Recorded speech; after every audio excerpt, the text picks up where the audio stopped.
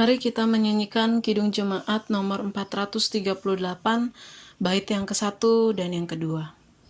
Apapun juga menimpamu. Apapun juga menimpamu, Tuhan menjagamu. Naungan kasih-Nya pelindungmu, Tuhan menjagamu. Tuhan menjagamu waktu tenang atau tegang. Ia menjagamu, Tuhan menjagamu. Bila menanggung beban berat, Tuhan menjagamu. Masa depanmu kelam pekat, Tuhan menjagamu. Tuhan menjagamu waktu tenang atau tegang. Ia menjagamu, Tuhan menjagamu.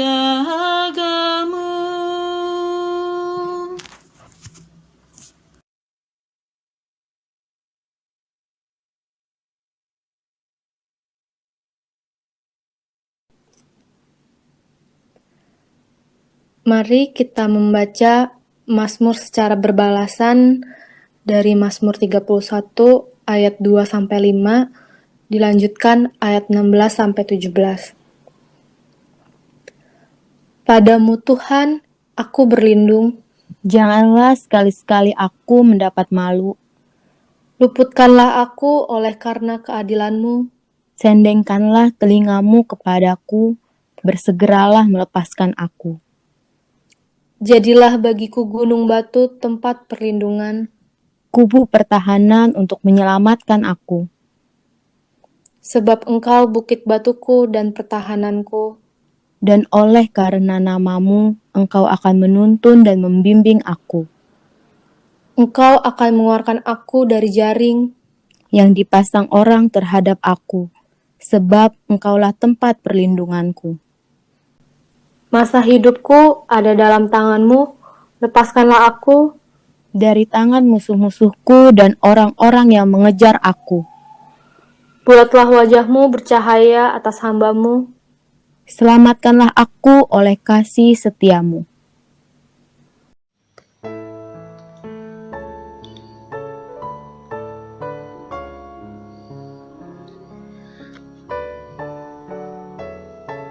Mari Bapak, Ibu, dan Saudara kita bersama membaca Injil Matius pasal 27 ayat 57 sampai dengan 66.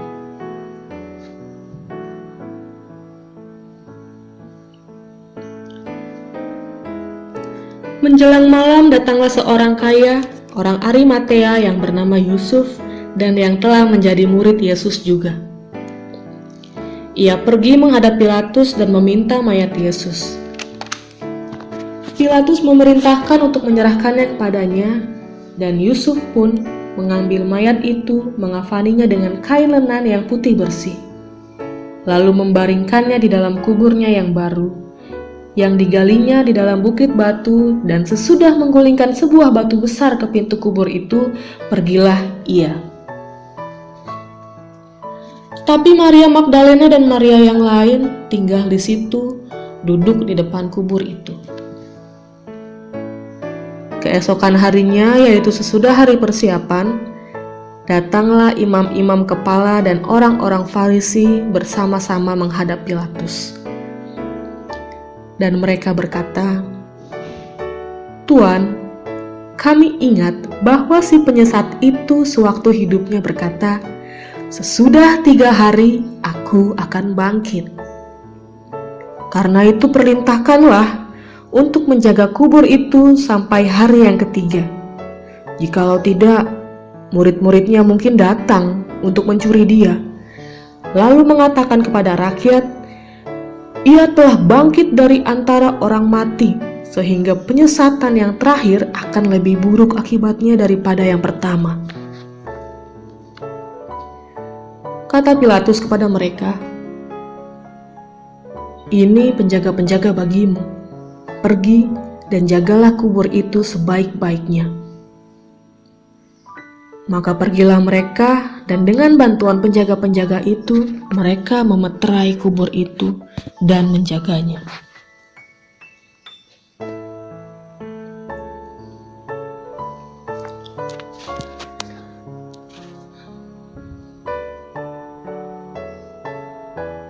Kematian adalah bagian dari kehidupan. Kematian adalah realitas dalam keseharian hidup yang tidak dapat kita tolak. Walau demikian, fakta kematian tetap menjadi peristiwa yang mendukakan, menggetarkan, dan menakutkan. Kematian membawa duka bagi orang yang disayangi. Kematian menggetarkan bagi kita yang hidup dan menakutkan. Kita merasa kita terpisah dari kehidupan sehari-hari dan dari orang yang kita sayangi. Sulit bagi kita lepas dari orang yang kita sayangi. Karena itu, ketika kematian menjemput orang-orang yang kita kenal dan kita sayang, kita kerap melihat keluarga memerlukan proses yang tidak sebentar untuk sampai pada rela melepaskannya. Dan sampai pada kesadaran bahwa orang yang kita kenal dan kita sayangi, termasuk diri kita, adalah milik Allah.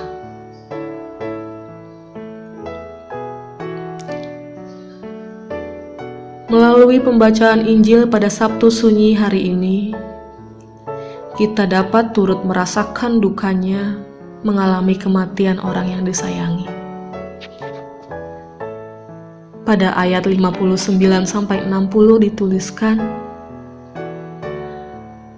dan Yusuf pun mengambil mayat itu, mengafaninya dengan kain lenan yang putih dan bersih, lalu membaringkannya di dalam kuburnya yang baru, yang digalinya di dalam bukit batu, dan sesudah menggulingkan sebuah batu besar ke pintu kubur itu, pergilah ia. Lalu setelah Yusuf dari Arimatea menempatkan jenazah Yesus di makam dengan cara yang terhormat, apa yang dilakukan oleh kerabat Yesus? Di ayat 61 dituliskan, tetapi Maria Magdalena dan Maria yang lain tinggal di situ, duduk di depan kubur itu. Ya, Maria Magdalena dan Maria yang lain tetap tinggal dan duduk di kubur. Apa yang mereka lakukan di kubur itu? Mengapa mereka tidak segera pulang? Mereka duduk di situ dalam hening, sunyi, tangis, yang mungkin tidak bisa lagi mereka teriakan. Duka mereka terlalu pedih, mereka menahan tangis.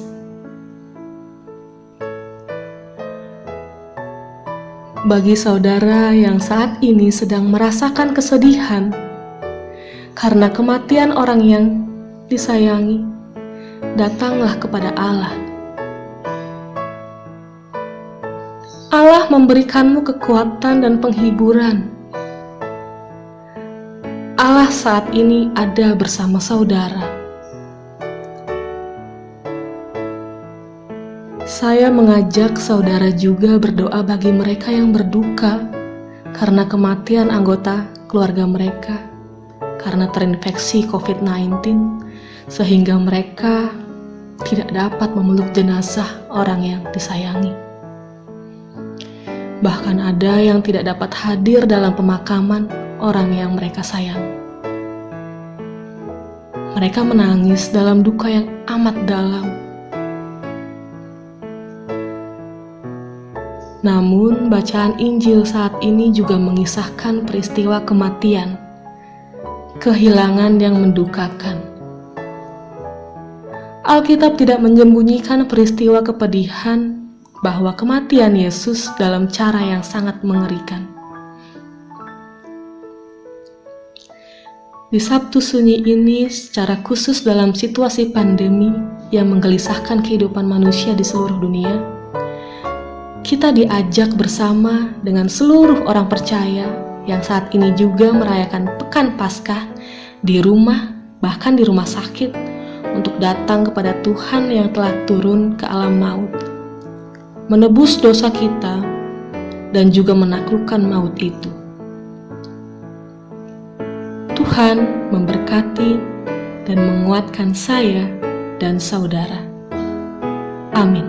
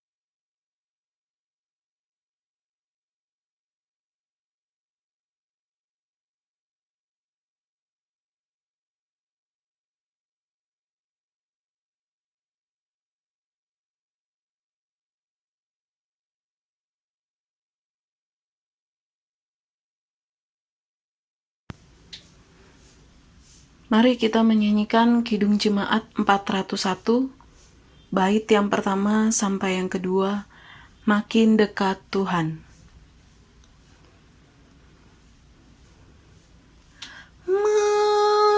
Makin dekat Tuhan kepadamu,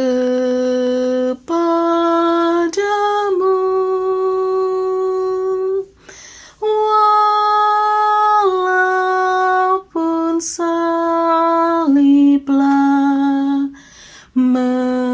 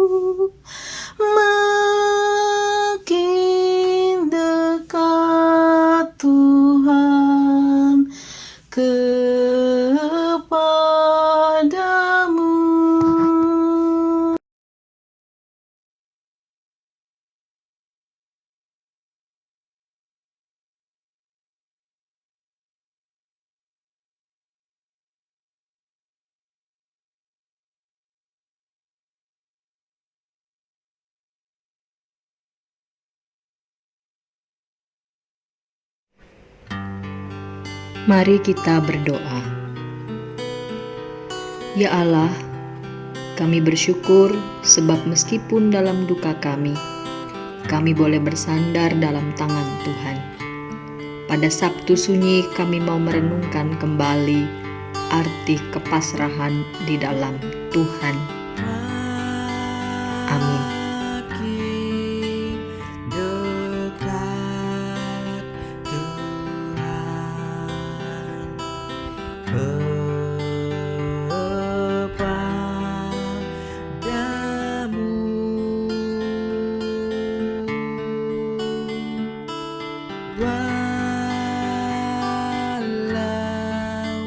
Walaupun saliblah mengangkatku,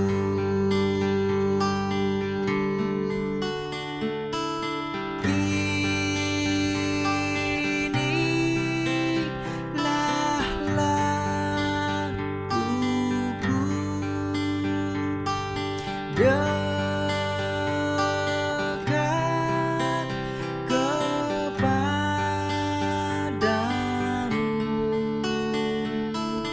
makin dekat Tuhan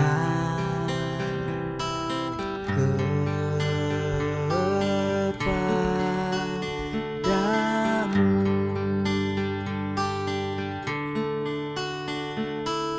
Batu deritaku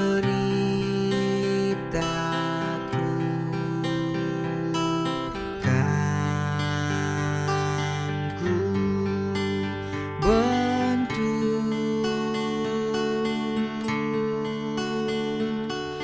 menjadi betelku,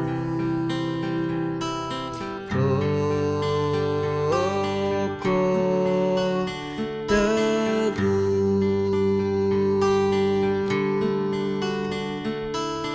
Jiwaku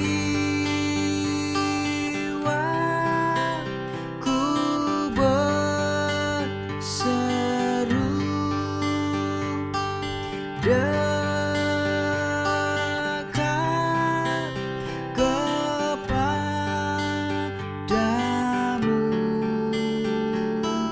makin dekat Tuhan kepadamu.